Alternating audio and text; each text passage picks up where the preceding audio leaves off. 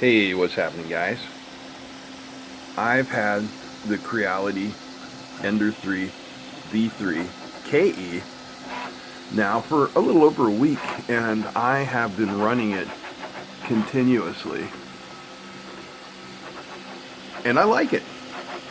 Yeah, I have a couple of complaints. I mean, no product is ever going to be perfect, but I do really like this printer so far. They've really done a lot of things right. Let's start with talking about the control panel here, which is a really nice full color panel. I know it's probably kind of hard for you to see here on the camera, but you know, that's blue and white. The unprinted is gray, the printed part is the blue. You can see extruder temperature, bed temperature, the fan is going, connected via Wi-Fi, how it's printing, and then we come down here to all of our menu stuff, and this little one right here has your nice features so that you can adjust fan speed, the automatic Z compensation, which of course you didn't have to touch, speed, and print flow rate. All are very nice. Again, this is using that strange new extrusion where the front is like 20 millimeters wide, but the back is only like 10. I don't know. I guess it's a cost savings major. That's really the only thing that I could figure out with that. So, as I mentioned in my unboxing video, mine did not come with any rubber feet, which I found really odd. So I put in these little 12, 13 millimeter high, they're about 30 to 40 millimeters in diameter, rubber feet to get some spacing there and protect where the cables come out from under the machine. I have received messages from other folks who have one of these machines, and theirs came with the rubber feet, so perhaps mine was just an oversight. Yeah, I know you're looking at all that green going, what's that? We'll get to that. That's PETG. And apparently it doesn't like to be printed really, really fast. So let's go and take a look at some of the things I've printed so far, and then we'll come back and talk about some more of the things regarding the machine. Okay, so I've got a selection of things that I've printed here. Let's start with these reindeer kit cards. Since it's holiday season, I needed something to print. I wanted to print a bunch of the same things so I could look at how different filaments reacted and such. So I thought with my aunt in the nursing home, there's a bunch of people out there that, you know, could probably use a little something fun for Christmas. There's 50 some people there, so I'm going to print out 50 of these. Basically, you just cut them from the card and slot them together.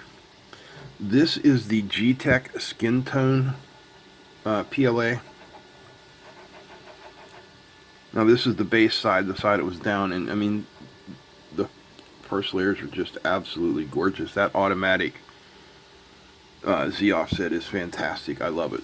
If you look up here in the antlers, you see just the slightest hint of stringing. Now you do see some blobbles on the top layer, and I think that may be a temperature or retraction issue. I'm not quite sure. Now here it is in the G-Tech Silver Silk PLA. Again, first layer, just gorgeous. Almost no stringing at all on this. There's just a hair right there. Top layer again the same. This is the G-Tech Gold colored PLA, very pretty. Came out really nice. Now these are G-Tech PLA. So this is a green, I'm not sorry, PLA, PETG, PETG. And if you look here, you can see how rough that looks. This is the one problem I've had with the PETG. The fast infill causes it to blob. So if you're printing PETG on the KE, just keep that in mind. You want to keep your infill speeds down. So then I did some, this is Tricolor Silk PLA from King Room. This is the print in place flexible trilobite model. This is exactly how it printed. This is exactly how it came off the printer. No cleanup, you know, no wraps, no nothing. Skirts, brims. I mean, look at those joints. They really, really did a nice job. So that prints out well. This is the first PETG print I tried. This is a matte green PETG, and it worked really nice just using the stock Creality settings. Back to the G-Tech skin tone PETG. Here you see Captain Picard from Star Trek The Next Generation, which I painted, and he came out just fantastic. And that leaves us down here to our last two items. These are G-Tech glow in the dark PLA, and I'll show you the glow in the dark feature. It's really nice.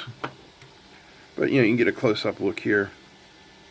You can see, man, there's a tiny little bit of stringing, but everything looks great. Now on the creeper, the paint did run a little bit, but that has nothing to do with the printer or the filament. And we had a little mess up here. There was support in here, and it just didn't interface really well with the leg. So let me turn the lights out and we'll get a look at how these guys are looking. I think you'll get a kick out of it. So there is Yoda.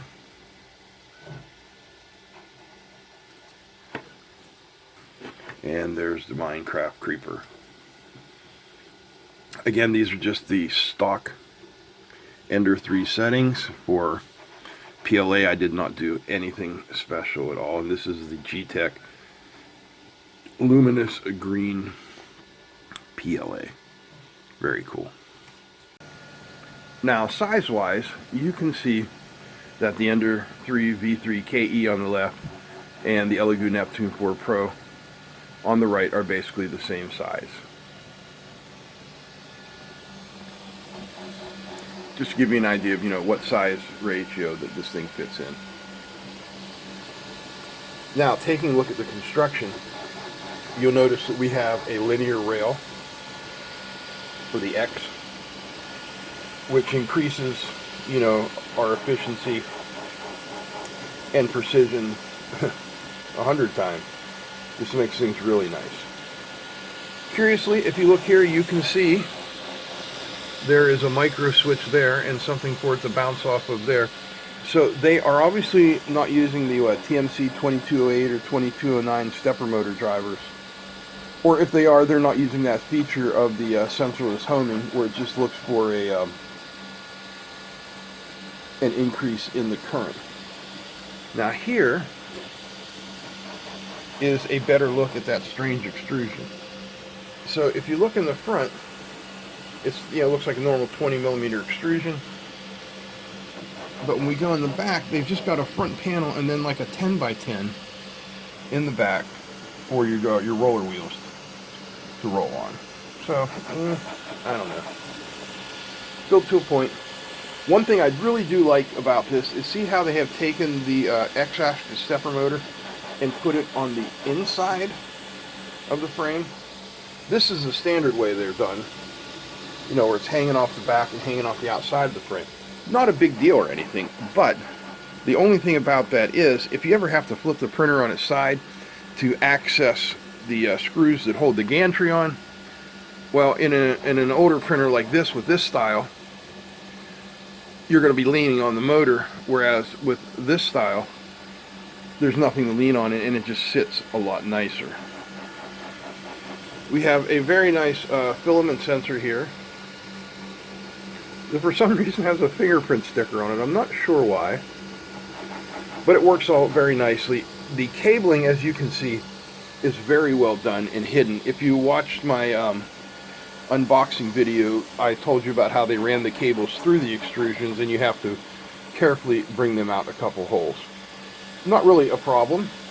Pay attention to the instructions and you won't have any trouble. This thing is really easy to set up.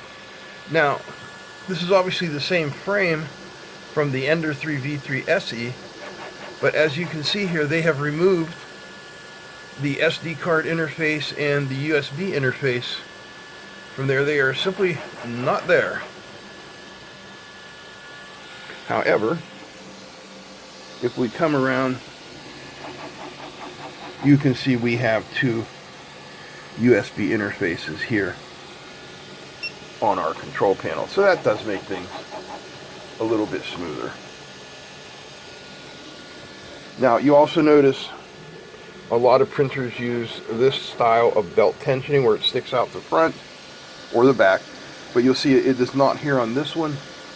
On this one, it might be kind of hard to see as the bed keeps jumping up in front of there, but the belt tensioning is just a screw hole right down there. Let's see if I can't point to it. Right there. It's not going to let me show you. Maybe we can come around the back. Yep, see that black screw right in the center between the two steel rails?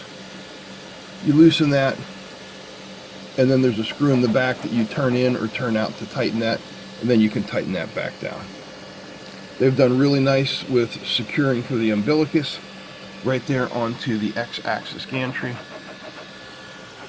Nice integrated IEC power cable socket and switch, and over around on the back is the 22110 power switch, which they are very good at telling you you need to switch before you turn this on for the first time to put it in the proper voltage range for your country. Alright, so I'm going to let this all-in-one printer test finish printing here. It's only got a couple more minutes. Then we'll come over here and we'll take a full look at the interface. We'll take a look at this and we'll wrap things up. Alright, what we're looking at here now is the web interface for Creality Print. Now, bear in mind, this printer is running Klipper, and this is what Klipper generally looks like. I mean, the windows may be in different positions, but if you look here with me, you have this section here, then you have the heat section, your thermals, you know, so to speak. Over here we have my favorite, the G-code preview window. And what's sad is, scroll down here.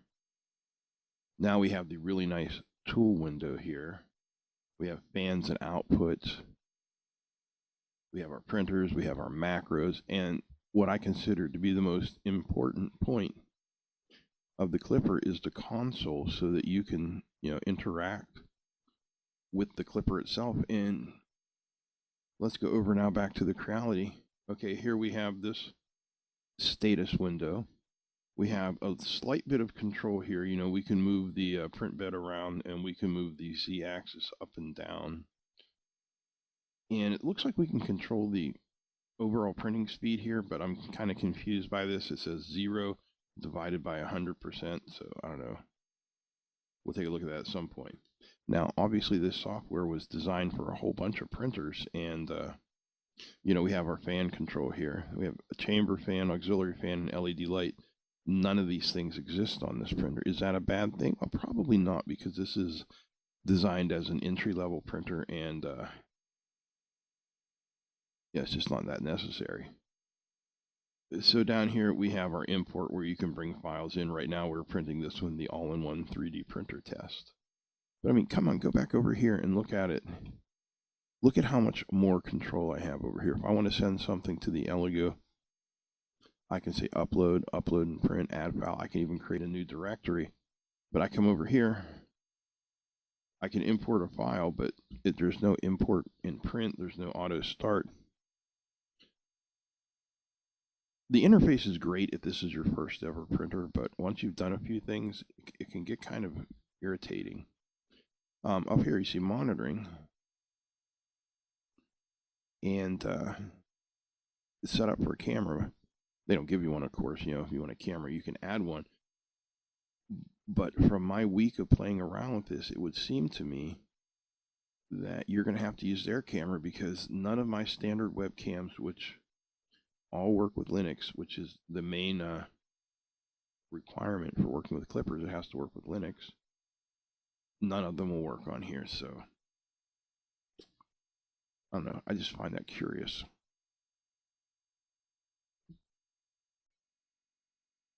Let's go back over to the Neptune dashboard and take a look particularly at this line of icons coming down the left side. You're going to find this in all your basic Klipper interfaces. But we come down here to this one called Settings. Is that what I wanted? Nope. Tune. Hang on. Configuration. That's the one I want. And if we come down here to Printer Config, this is everything about the printer.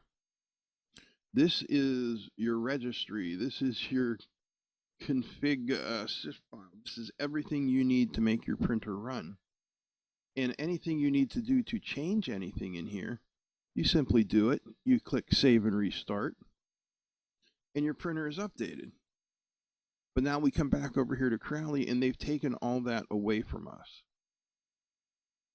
Another really, really important part, at least I think so anyway,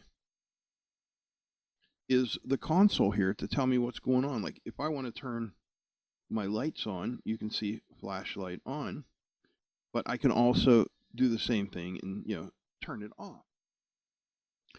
But what's missing is the ability to enter these commands in the Ender 3 V3 KE.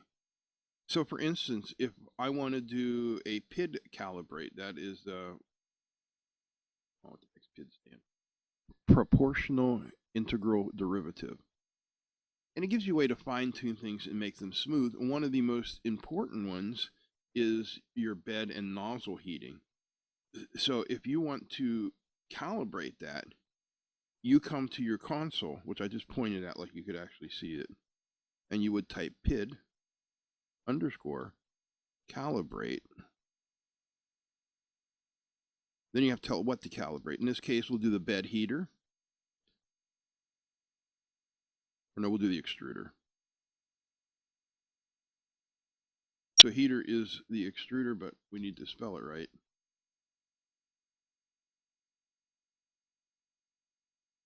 And our target temperature.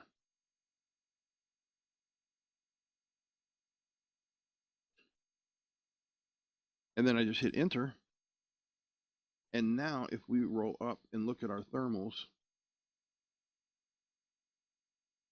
so if you look right here, see where I'm at? You can see that that is climbing, and it's going to go up and down, and it's going to look kind of like an FM modulated signal. What it's going to do is it is going to change the PWM timing to that heater block so that it most efficiently works and we're not overshooting and undershooting. Back to the V3S or KE, and there's nothing. There's no way to do it. It's just very disappointing because Klipper is an open source software package, which means all you have to do is take the open source software package, throw it on your machine, and you're ready to roll. I mean, obviously it has to be properly set up for whatever your parameters are, but other than that, it's pretty simple. But then again, the other side of that being a open source software package, you can do whatever you want to it, and that's what Creality's done. They've taken it and locked it down. Is it a terrible thing? No, it's not a terrible thing. Is it an annoying thing? For me it is. For you it might not be, but I just wanted to point that out and get all of that out there. All right, so here's the all-in-one printer test you watch printing throughout this review. Ignore that. I broke that. Not the filament, not the printer. That was Paul. Also, please ignore that I've forgotten printed supports with this. But the overhangs look fantastic. You can see there's virtually no string. I mean, there's just a hair of stringing right there. That's it. I mean, everything else looks absolutely fantastic. Dimensionally, it looks like perhaps a little bit of under extrusion, but not enough that I would be concerned about. Like here's our 10 millimeter, and that one comes out just a little over, but as we move up, now I'm getting different measurement. There we go. 19.97. 29.88. So you see, it's just, it looks like maybe just a little bit of under extrusion in the X. Which, I mean, the extrusion comes from the extruder, so it wouldn't matter X or Y. That should be 10 millimeters, 9.7. That should be 8, 7.7. So it's relatively close. I mean, it's not perfect, and you can set your E-steps and do all that. But for my use and for the, you know, most people who are just getting started, this is perfectly fine. All right, the last thing we want to take a look at here is the interface. And again, it's a nice little, you know, like a small phone size, very nice full color screen though. So this is our home screen. It just says Creality. It tells us our Wi-Fi is connected, all that. There is our extrusion temperature, bed temperature, and fan, and these are all controls. So you can get in there and make any changes that you would want to make there, no problem. Next up, this is like, I would call it like your prepare screen, your get ready screen. So from here you can do things like, you know, home the printer.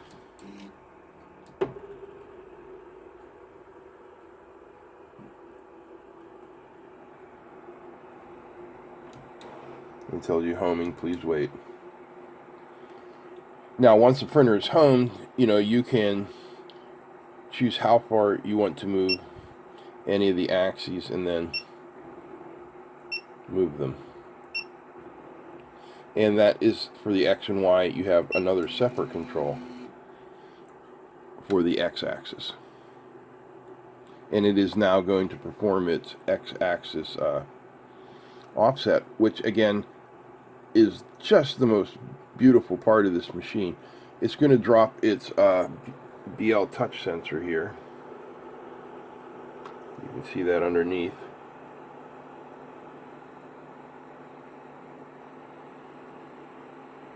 And now it knows where its center point is. But if you look under here, right there, that is where the load cell is. So when you do your initial setup of this machine, it is able to take a reading from the BL touch sensor and offset it from the load sensor, which actually uses the nozzle to press down on a corner of the bed there. And then it knows exactly where it's at. So you can also load and unload your filament through this screen. And this is where you adjust things as it's going. This one down here with a file on it.